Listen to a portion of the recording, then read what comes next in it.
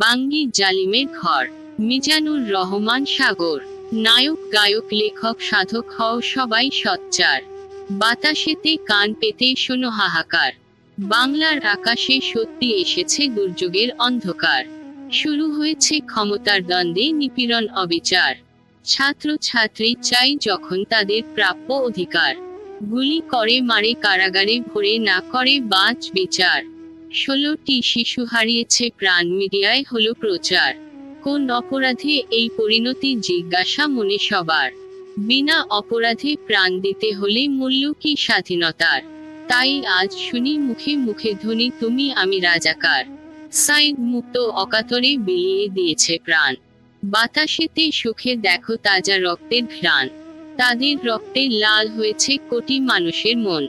তুমি কেন তবে আজও আছো চুপ, ভুলে বিবেকের দংশন। দুধের শিশু হারিয়েছিল প্রাণ কারবালার প্রান্তর। তবে কি আজ কারবালা হলো নিরীহ বাঙালির ঘর। নিরীহ লোকের রক্তে যারা হাসি মুখে করেছে স্নান।